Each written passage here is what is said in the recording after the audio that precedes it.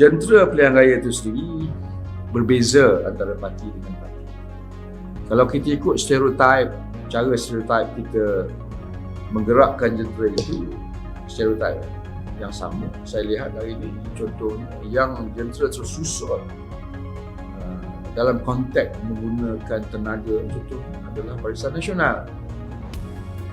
Jadi kalau ditanyakan Pak Wan di Alor Gajah, saya bertanding melawan Barisan Nasional, peluang untuk menang tipis. Kalau kita lihat di AP pula, jentera dia berbeza. Saya nampak di AP ni tak memerlukan hierarki politik seperti UMNO. Dia bawa golongan elitis contohnya untuk orang mengikut. Jadi tak perlu, itu sebab mereka boleh kekal dalam 40 kursi atau 38 kursi sebagainya.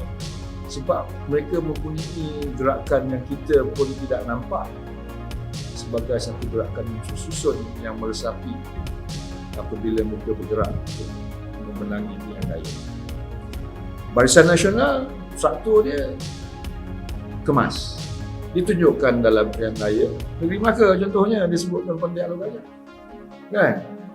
Tetapi kadang-kadang satu kumpulan yang lain nampaknya membuat pendekatan syok sendiri. Kumpulan yang lain lah. Jadi syok sendiri dengan menggunakan data-data yang meragukan contohnya, yang tidak membawa, yang tidak menjurus kepada satu susunan struktur untuk menjurusi kepada kemenangan. Jadi peluang saya di Alor Gajah sekali tipis dalam konteks saya tiga penjuru memang itu sebab saya di dalam bersatu menggalakkan walaupun kita tidak ada punca kuasa untuk mempertabatkan kata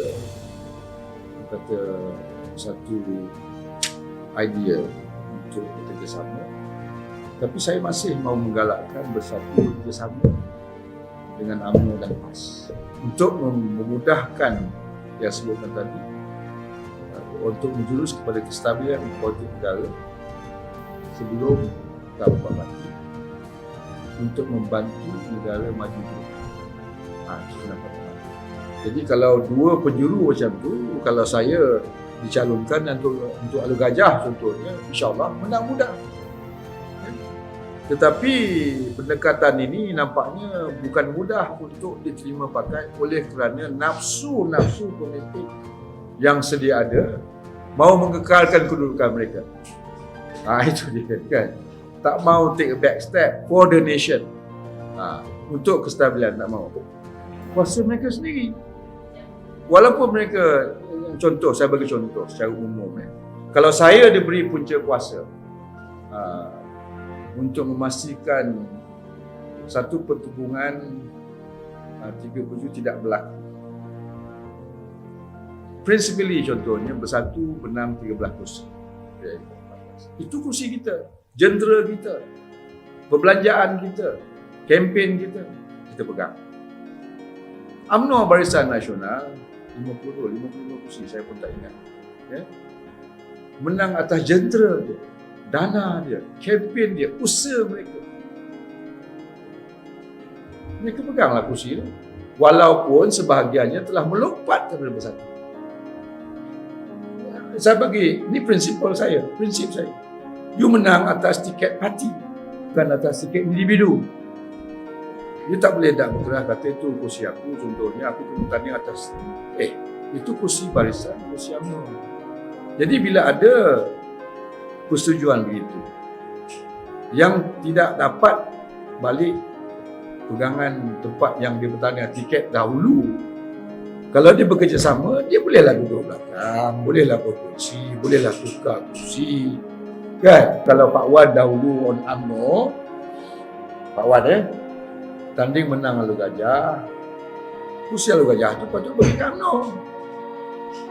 Okey, Pak Wan ni masih relevan sebab mau bekerjasama.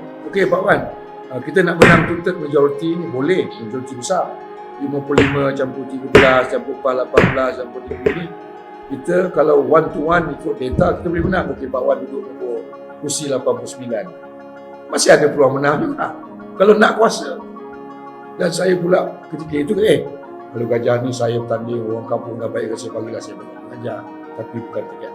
Contoh, ini pragmatism yang kena dibawa kepada segelintir